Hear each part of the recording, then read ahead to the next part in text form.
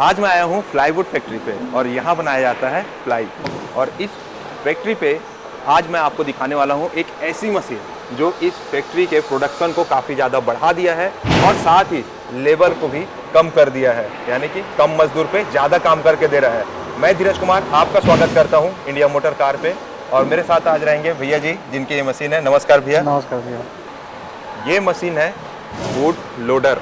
इस मशीन के बारे में आपको संपूर्ण जानकारी हम देंगे और मेरे साथ जो भैया जी हैं वो भी ये बताएंगे कि इसे कैसे उपयोग में वो ले रहे हैं।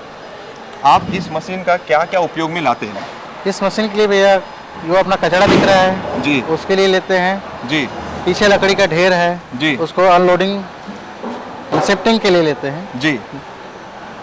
और इससे पहले अगर ये मशीन नहीं थी जी, तो फिर कैसे काम आप लेते थे? तो मजदूर से करता थे। मजदूर कितने लग जाते होंगे? मजदूर दूरी के हिसाब से, जैसे वहाँ है तो 20 मजदूर, जी। दूर है तो 50 मजदूर। इस मशीन के बारे में मैं आपको और भी जानकारी देता हूँ। ये जो है ये बुल B2 का मशीन है और इससे इस फैक्ट्री में लाने से और भी के बड़े फायदे हुए हैं, वो आपको भैया ही बताने वाले हैं। आप बताएंगे इस मशीन के बारे में? इस मशीन के लाने में फ़ायदा ये है भैया जी कि अपना समय बचा है जी, मजदूर बचा है, कम समय में अपना अधिक काम हो रहा है, ये अपने को बेनिफिट है जी।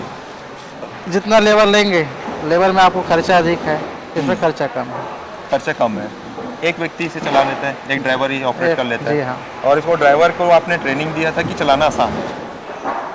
नहीं, ट्रेनिंग मिला था। ट्रेनिंग मिला था, बाकी कठिन नहीं है इसे चलाना। हाँ, चलाना आसान है। चलाना आसान है। जॉन डीयर का ट्रैक्टर है जी, न्यू हॉलैंड का ट्रैक्टर है जी। उसमें और भी आसान है। अच्छा। क्या स्वराज में थोड़ा समझना पड़ता है, वो ऑटोमेटिक सिस्टम में आ गया तो उसको आसानी है, उसमें और आसानी हो सकती है। जी हाँ। चलिए तो आपको दिखाते हैं इसका वर्किंग कि ये कैसे काम करता है और किस तरीके से मजदूर की समस्या को ख़त्म करता है, फैक्ट्री की प्रोडक्शन को और ज़्यादा बढ़ाता है, कम समय में ज़्यादा काम करके देगा और फैक्ट्री के प्रोडक्शन बढ़ने से आपका मुनाफा भी बढ़ेगा। तो चलिए अब देखते हैं इस मशीन का वर्किंग।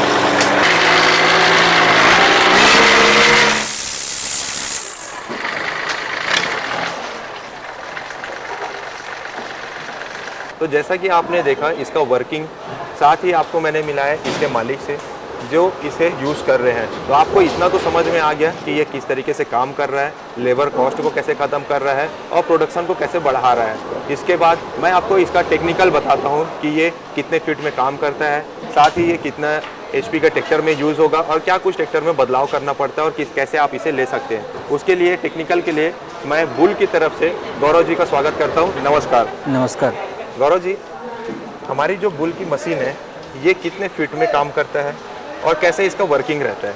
धीरज जी, सर्वप्रथम इस मशीन को लगाने के लिए जो बेसिक रिक्वायरमेंट रहती है, ये ट्रैक्टर इसके लिए अपने को 55 से 60 हॉर्स पावर का ट्रैक्टर चाहिए होता है, उसी पे ये मशीन लगती है। जी। जो 55 से 60 हॉर्स पावर की मशीन ट्रैक्टर होता है उसमें इसको लगाने के लिए फिटमेंट के लिए जगह दिया हुआ रहता है। उसमें हम जो मशीन लगाते हैं ये बोल्टिंग के थ्रू मशीन लगाते हैं, जिसमें रबड़ बोल्ट जो कंपनी से पहले से लगा हुआ आता है उसको खोल करके और जो कंपनी से प्लेट वगैरह आती है उसके थ्रू इसको अटैच करते हैं हम। इस ट्रैक्टर में कोई फैब्रिकेशन वगैरह नहीं होता, कोई काट पीट नहीं होता, ट्रैक्टर के डिजाइन के हिसाब से मशीन बन के आती है और मशीन फिट होती है जी। इस मशीन का जो वर्किंग रहता है, ये मशीन लकड़ी में, गन्ने में और पेपर वगैरह में यूज होता है जी। बेसिकली ये मशीन का काम जो है, जैसे आज के डेट में हर प्लांट के लिए लेबर एक बहुत बड़ी समस्या है, बिल्कुल, तो उसका सॉल्यूशन है ये मशीन जो है। इसकी हाइट, अगर हाइट की बात करें तो ये 16 फीट ऊंचाई तक जो है ना,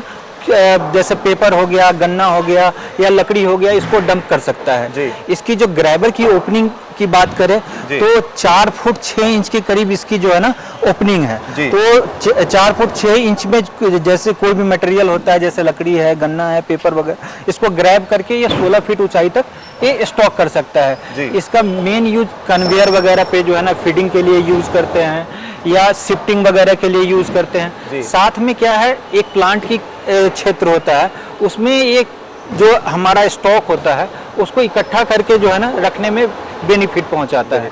मैनुअली हम कोई भी मटेरियल को ज़्यादा ऊंचा इकट्ठा करके नहीं रख सकते।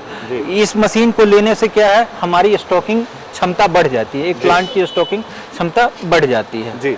साथ में इसमें क्या है, इस मशीन में फ्यूल का कंजम्पशन, जैसे इस काम के लिए अगर हम दूसरी मशीन लेते हैं तो उसमें बहुत ज़्यादा मेंटेनेंस वगैरह आती है, लेकिन ये क्या है, ट्रैक्टर माउंटेड अटैचमेंट है, इसमें मेंटेनेंस वगैरह भी काफ़ी कम रहता है, फ्यूल का कंजम्पशन भी कम रहता है। हमारे जो ट्रैक्टर चलाना भाई जानते हैं वो इस मशीन को चला लेते हैं, तो वैसे स्पेसिफिक कोई ऑपरेटर वगैरह की ज़रूरत नहीं पड़ती है।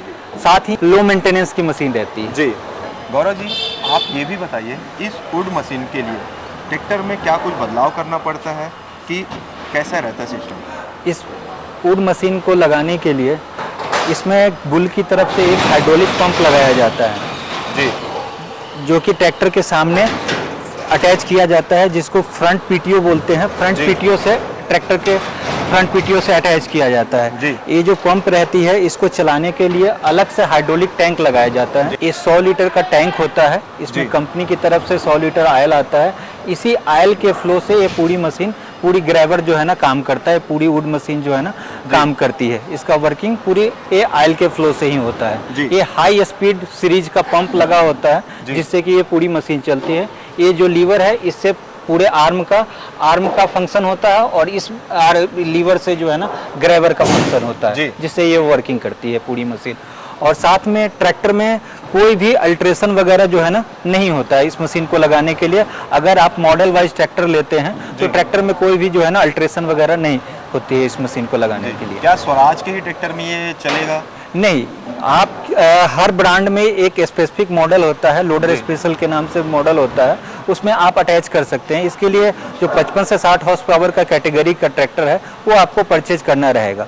और इस लोडर को लगाने के लिए मेन जो ट्रैक्टर को परचेज करते समय देखना रहता है वो एक्सल देखना होता है, जो फ्रंट एक्सल बोलते हैं वो हेवी रखना होता है, क्योंकि जब ये मशीन को हम चलाते हैं तो सारा वजन जो है ना फ्रंट के टायर पे ही आता है। तो इसके लिए ग्लोबल एक्सल या हेवी एक्सल होना कंपलसरी रहता है। जी। ये वुड मशीन आपको कैसी लगी नीचे कमेंट करके बताइएगा, और नीचे दिए गए नंबर पे आप संपर्क करके इस मशीन के बारे में अधिक जानकारी ले सकते हैं। मिलते हैं नेक्स्ट वीडियो के साथ, तब तक के लिए जय हिंद, जय भारत।